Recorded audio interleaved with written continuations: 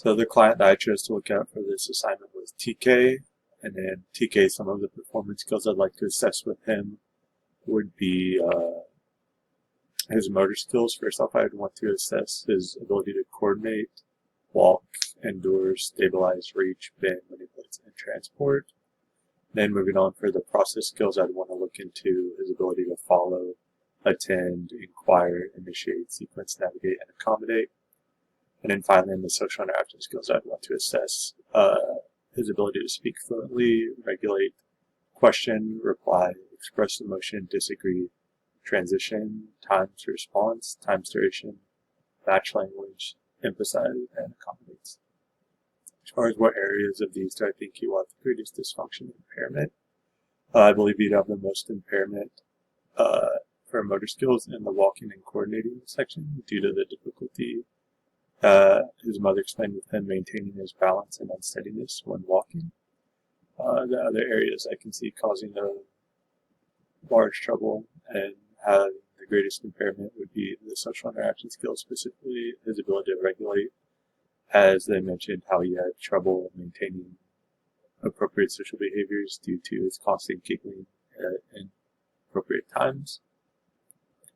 For the goals, the first long-term goal I had was for a client will be able to ambulate independently from bed to bathroom by discharge.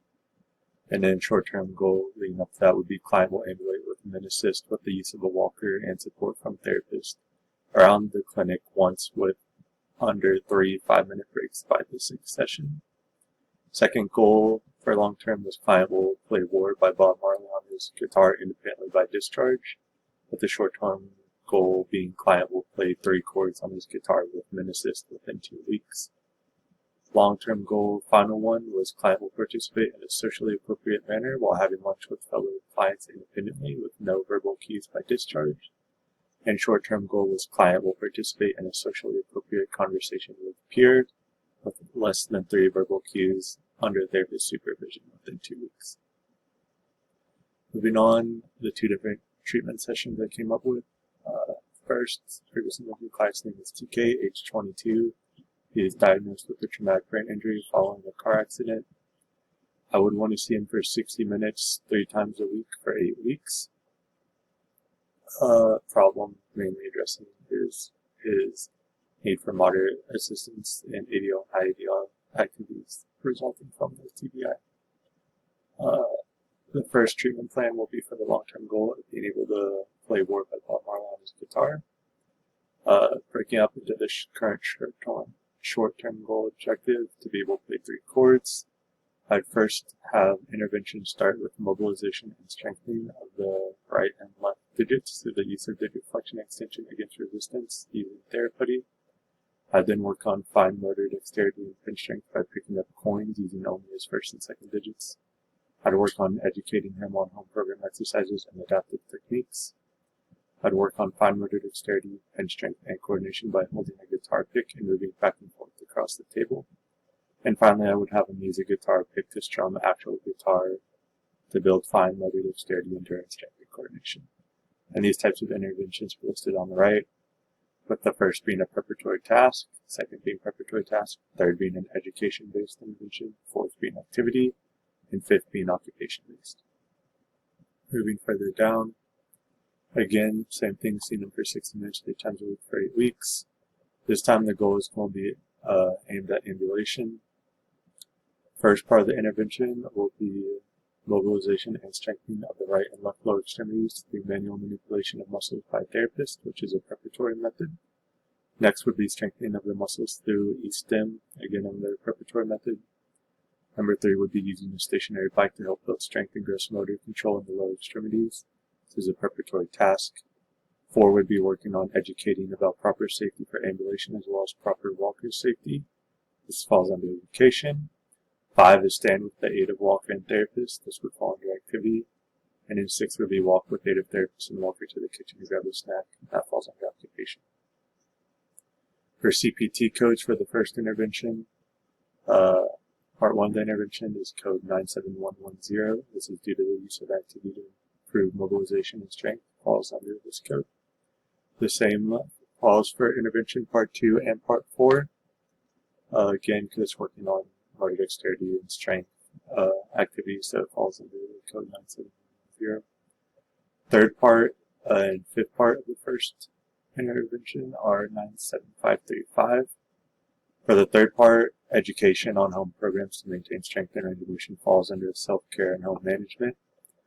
And then for the fifth part, it falls under 97535 due to the individual working on self-care tasks and being able to play his guitar. Moving on to intervention 2. First part is code 97140.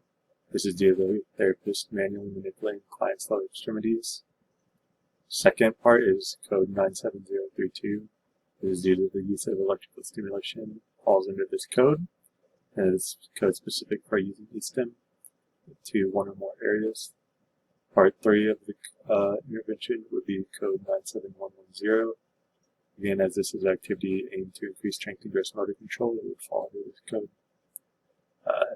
For part 4 of the intervention, through 6, it would be code 97535, as they all work on either education or on self-care and home management. So moving down further, considering and accounting for factors that can impact therapy for fatigue, TK has extreme fatigue, as noted, because it requires, he says, immense concentration to be able to try to balance and walk. The session could be adapted to this by both providing several rest breaks for TK, in which less intensive interventions will occur, as well as leaving the ambulation interventions for the end of the therapy session to maintain the energy throughout the whole session. For weakness, TK has fairly severe weakness, especially in his right lower extremities, and as a result could benefit from a focus on strengthening the right lower extremities. Cognition and memory, while TK currently is not experiencing much in terms of memory impairments, he has struggled with conducting himself in a socially acceptable manner due to his laughing during inappropriate times as a result of cognitive impairment. This could be addressed by having client practice deep breathing exercises to maintain a calm state when the urge to laugh comes on. Pain was not applicable. It did not note within any intense instances of pain. He did not have tremors, so not applicable. Was not at risk of choking, so dysphagia, not applicable. Fine motor deficits, he most likely suffers from deficit in fine motor skills. This could be addressed through the use of either adaptive equipment or further intervention for fine motor skills. Fall risk and poor balance. Client is at risk for falls due to his poor balance. Adjustments to be made during the session are to always have a gait belt on the client with the therapist to help provide stability in case of a fall. Sleep disturbances were not applicable. Difficult behaviors included that, as previously mentioned, was struggling to conduct himself in a socially acceptable manner due to his constant laughing and inappropriate moments. And again, can be addressed through deep breathing exercises.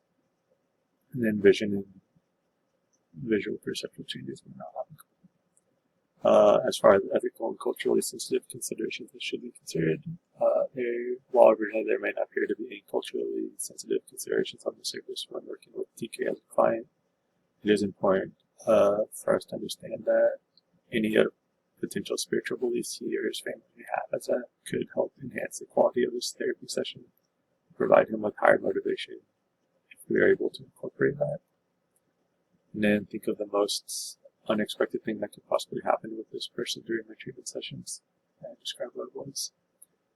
One unexpected thing that could potentially happen with TK is how his mother had noted he had become hysteric and saying he was still trapped in the car and asking to be killed. He could have an extreme shift in his emotions and enter his mental state again. In order to deal with this situation, I would attempt to calm TK down by speaking with him in calm voice, explain to him that he's alright, and explain his current situation, that he is in an outpatient therapy clinic. He did have a car accident. He is okay. And kind of explain the situation and help calm him down. And that's all.